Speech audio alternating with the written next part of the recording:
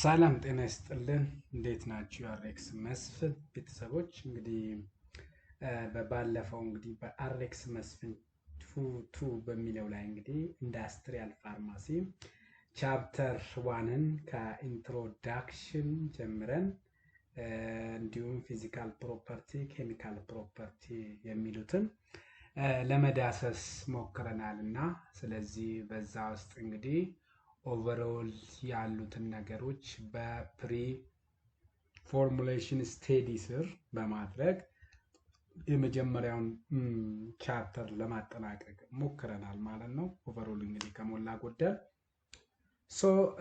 ስለዚህ እነዛን ያጠናቀቅነውን ቻፕተር ደግሞ ብያቸዋለሁ። ለእያንዳንዱ ቻፕተር መቶ ጥያቄ ነው የሚኖረው ብያቸዋል። እነዚህም ጥያቄዎች በሲናሪዮ ቤዝድ መልክ ነው የሚዘጋጁት።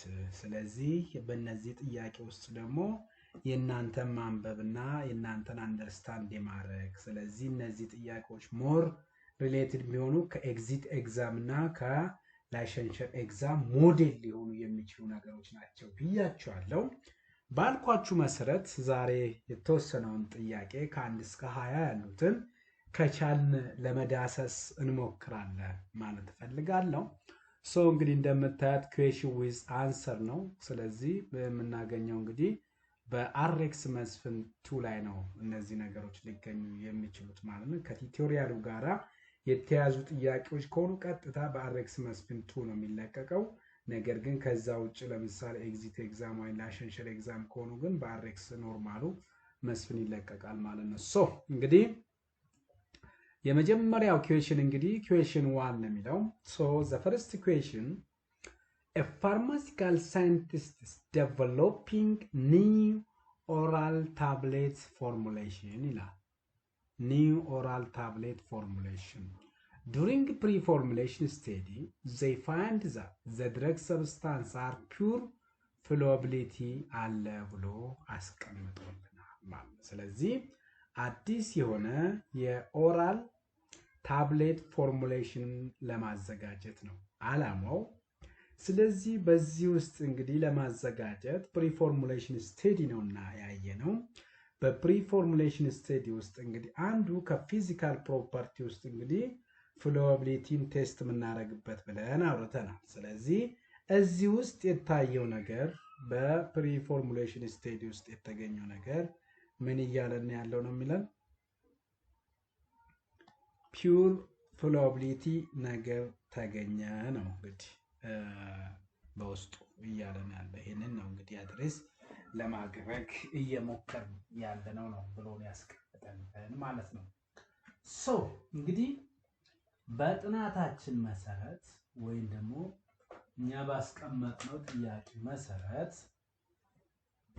የትኛው ነው ይላል ጥያቄው። ይሄ ሲናሪዮ ነው። በዚህ ሲናሪዮ ውስጥ እንግዲህ ብዙ ጊዜ ኤግዚቲቭ ኤግዛም ይሁን ላይሰንሸር ኤግዛም ሲናሪዮ ቤዝድ ነው። ምንም አትጠራጠሩ።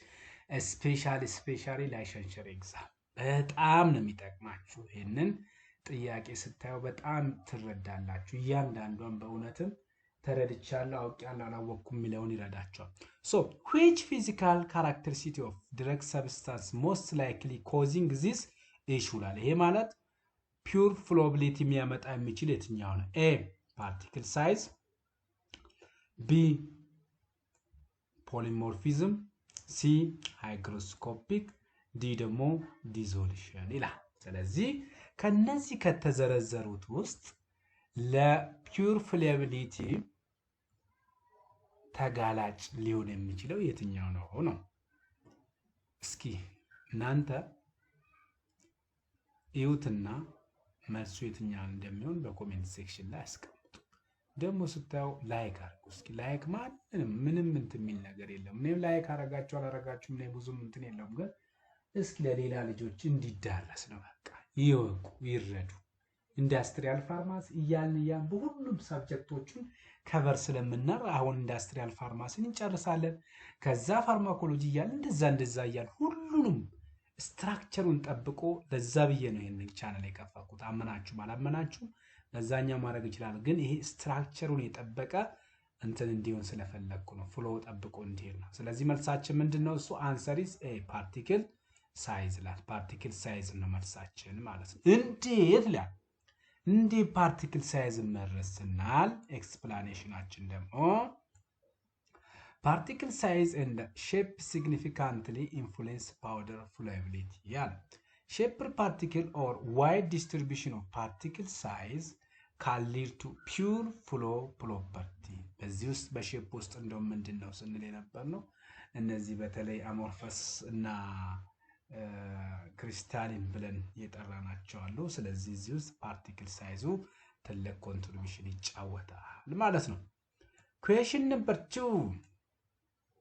a pre-formulation study reveals that a drug substance exists in multiple crystalline form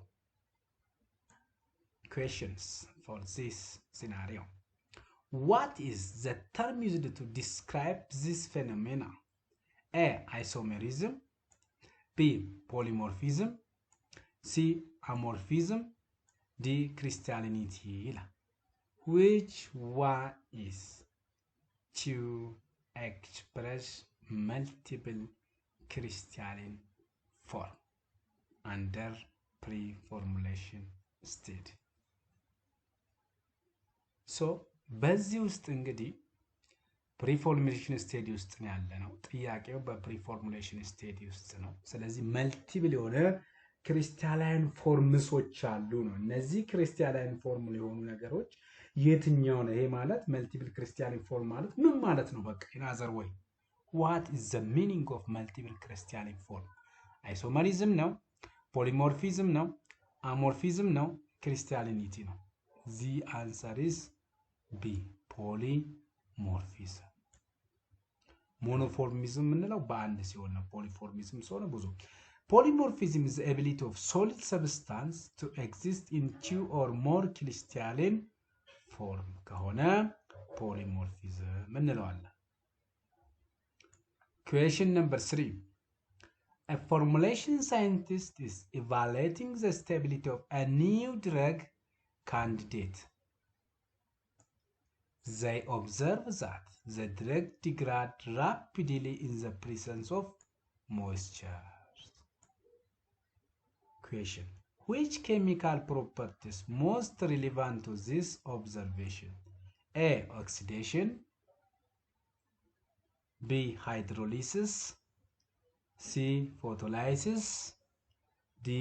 Racemizations ያለን ያለነ ድረግ ዲግራድ rapidly in the presence of moisture በሚያገኝበት ሰዓት በቀላሉ ያ መድኃኒት ምን ሆነ ማለት ነው ተበላሽተናል ነው ተበላሸ ነው ስለዚህ ይሄ ደግሞ የመድኃኒቱ መበላሽ የሚያሳየው የመድኃኒቱን ስቴቢሊቲ ቫልዩት በሚደረግበት ሰዓት የተገኘ ነገር ነው ሳይንቲስቶች ያገኙት ነው ስለዚህ አንድ መድኃኒት አለ ያ መድኃኒት ከውሃ ጋር ወይ ሞይስቸር ነገር ሲነካካ በቀላሉ ምን ሆነ ተበላሸ ያ የተበላሸው እንግዲህ ይሄ ሊሆን የቻለው እንግዲህ እንትን ነው ሳይንቲስቶቹ ቫልዩት እንግዲህ መድኃኒቶቹ እያንዳንዱ መድኃኒት እንግዲህ ስቴቢሊቲ ያለው ስለዚህ ስቴቢሊቲ እንግዲህ ሶሊድ ከሆነ ሶሊድ ስቴቢሊቲ ስቴት ነው የሚሰራው ሊኩዊድ ከሆነ ሊኩዊድ ስቴቢሊቲ ቴስት ስለሚሰራ ይሄ ደግሞ እንበልና ሊኩዊድ ሳይሆን ታብሌት ማን ነው ሶሊድ ነው ስለዚህ ሶሊድ ላይ አድርገ የተያዘው ከወተር ጋር ሲገናኝ በቀላሉ ሊሰባበር የሚችለው ምን ይባላል ኦክሲዴሽን ነው የሚባለው ሃይድሮላይሲስ ነው ፎቶላይሲስ ነው ኦክሲዳይዝመንት እናንተ መልስ I will expect your answer under comment sections so the answer is B hydrolysis it's very easy hydrolysis is a chemical breakdown of compound due to reaction with water ስለዚህ with moisture is part of water ስለሆነ question number 4 during pre-formulation a scientist need to determine the particle size of drug substance in range of 10 to 1000 micrometer. Which method is most suitable for this determination? A. Microscopy B. Sieving ከ10 እስከ 1000 ማይክሮ C. Sedimentation D. Conductivity ይላል ከ10 እስከ 100 ከ10 እስከ 1000 ማይክሮሜትር መካከል ያለው የፓርቲክል ሳይዝ ዲተርማይን ለማድረግ ብንጠቀመው የምንረዳው የትኛው ነው ማይክሮስኮፕ ነው ሲቪንግ ነው sedimentation ነው conductivity ነው ወይ ነው the answer is sieving ነው so sieving ላይ አስቀምጦታል እንዴት እንበል sieving is a method used for particle size determination in the range of 50 እስከ 1500 making it suitable for this scenario ብሎ አስቀምጦልናል question number 5 ሰዓት ስለሌለን ቶሎ ቶሎ ለመሄድ ብዬ ነው a pre-formulation study indicates that a drug substance has high angle of repose ነው የሚለው ልብ በሉ What does the finding suggest about the flowability of the drug substance? A. Excellent flow. B. Good flow. C. Pure flow. D. Flow is not related to the angle of repose. The answer is C. Pure flow. A high angle of repose generally indicates pure flow of the powder. ብለን እናስቀምጠዋለን ብለዋል Question number 6. A scientist using a technique that involves measuring the volume of nitrogen absorbed to form a monolayer. What properties scientists try to determine? A. Particle size. B. Surface area. C. Density. D. Flowability. The answer one is B. Surface area. The volume of nitrogen absorbed from a monolayer is meter used to surface area measurement ነው ማለት ነው የሚያሳየው ሞኖሌየር ጋር ያተያዘው በዛ ነው ማለት question number 7 a pre-formulation study reveals a drug substance a pure compressibility ይላል which solid state properties likely contributing to this ይላል A. amorphous nature compressibility B. crystalline nature. C. hygroscopicity. D. solubility ይላል ይሄንንም በነገራችን ላይ አሁን እያንዳንዱ የምናወራትን ጥያቄ በባለፈው ፓርት 1 ፓርት 2 ፓርት 3 ብዬ በፕሪ ፎርሙሌሽን ስቴዲ 3 ያነበብነው የተነጋገርነው ነው ሌላ ነገር ምንም የተለየ ነገር የለም እዛ ውስጥ ያሉት ናቸው ስለዚህ ኮምፕሊሲቲ ደግሞ ከማን ጋር ነው የሚያስፈልግም ነው በደንብ ታውቁታላችሁ ሳንሰሪስ crystalline nature ነው Crystalline form is tend to have pure compressibility now compared to amorphous form. Question number 8. A drug formulation is being developed for high protein, highly potent compound. Uniform distribution of drug within a dosage form is critical. Which is particle property most important to control in this scenario? A. Particle shape. B. Particle size. C. Polymorphism. D. hygroscopicity ይላል the answer is particle size ነው መልሳችን እንዴት ለሚለው uniform particle size is crucial for ensuring uniform distribution of drug in the formulation ይላል ግልጽ ነው question number 9 a pre-formulation scientist using differential scanning calorimetry ይላል differential scanning calorimetry ይላል what is the differential scanning calorimetry used for ይላል A. particle size analysis ለመጠቀም B. surface area measurement ለመጠቀም C. determining polymorphism ለመጠቀም D. flow property assessment ለመጠቀም ስለዚህ አንሰራችን ምንድነው C. determining polymorphism ስለዚህ determining is one of the technique used to study polymorphism ስለዚህ እንግዲህ differential scanning calorimetry ብለን የምንጠራው determine የሚያደርገው polymorphism ነው ማለት ነው question number 10 ደግሞ ምን ይለናል a pre-formulation study shows that a drug substance has Hansen ratio of 1.5 ይላል what does this indicate about the powder flowability ይላል A. excellent ነው ወይ B. good ነው ወይ C. pure ነው ወይ D. very pure ነው ወይ እንግዲህ አንዳንድ ጊዜ pure very pure ብቻም ሳይሆን very pureዎችም እንዳሉ ማወቅ አለባችሁ what is the answer for this powders flowability ለሚለው እንግዲህ pure D. explanation ይስላል Hansen ratio of 1.5 indicate pure flowability source and related content ብሎ አስቀምጦልናል ማለት ነው። ስለዚህ በምን ስር ነው ማለት ነው? very pure ስር መሆኑን ነው የሚያሳየው ነው እያለን ያለው። question number 1111 ነው። ማን ነው? A pre-formulation scientist investigating a new drug intended for oral suspension. They observe that a drug particle settles rapidly. Which particle property should the scientist modify to improve suspendability of the drug? A. Particle size. Particle shape. B. Particle size. C. Hygroscopicity. D. Morphism. Polymorphism. The answer one is B. Particle size. So particle size, smaller particle size generally lead to better suspendability as it is reduce the rate of sedimentation rate ይቀንስልናል ማለት። Question number 12. A drug is being formulated as a tablet. During pre-formulation, it is found that the drug powder has pure flow property, making tablet manufacturing difficult. What measurement can be used to quantify the flowability of the powder? A. Hassner ratio. B. Intrinsic solubility. C. Partition coefficient. D. Dielectric constant. Answer Hassner ratio. Hassner ratio is a measure of flowability of the powders ብሎ አስቀምጧል። Question number 13. A scientist studying a drug that can exist differential crystal forms, and they wanted to identify which form is most stable. Which technique would most appropriate for this purpose? A. Optical microscope. B. X-ray diffraction. C. Sieving. D. Conductivity. The answer is X-ray diffraction.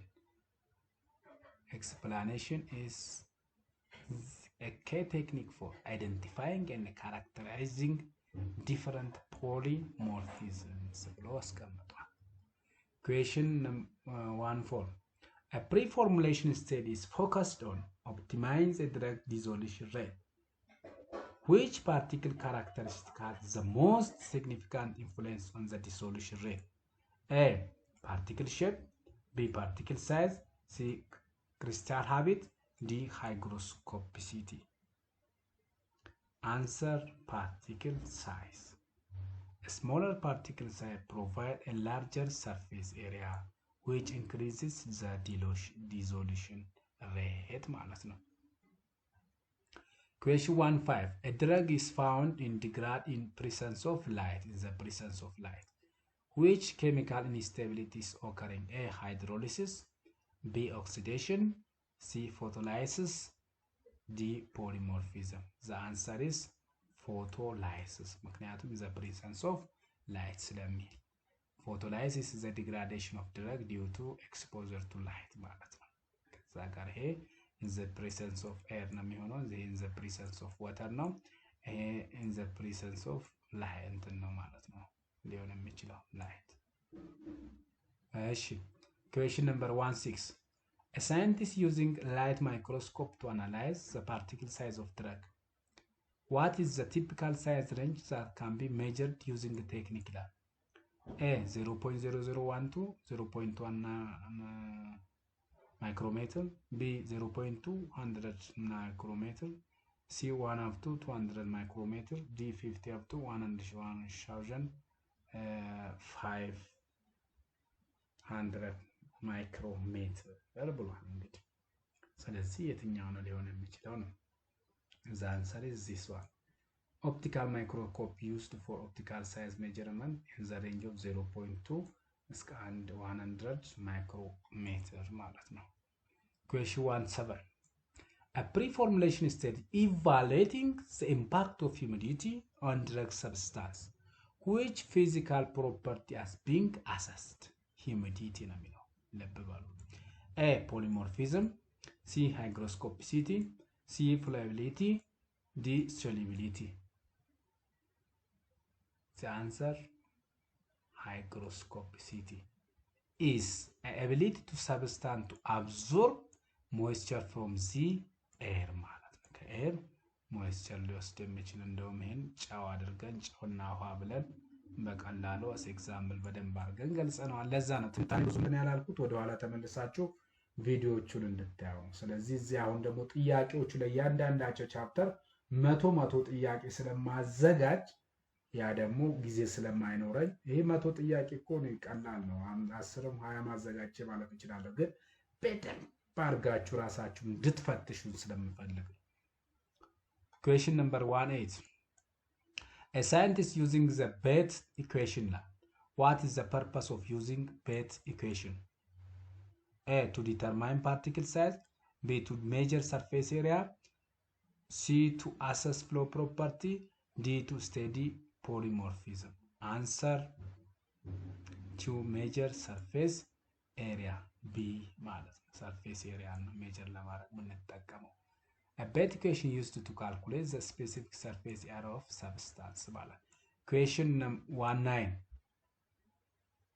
A drug substance found to have angle of repose 48 degree ላይ ከሆነ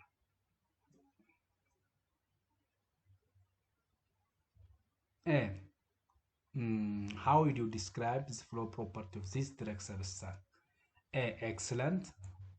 B. Good. C. Bad. D. Pure. Answer, pure. Pure D ምንድን ነው የሚለው? An angle of repose 48 degree indicate pure flow ነው የሚያሳየው ማለት ነው። The last one question. In the product development life cycle, during which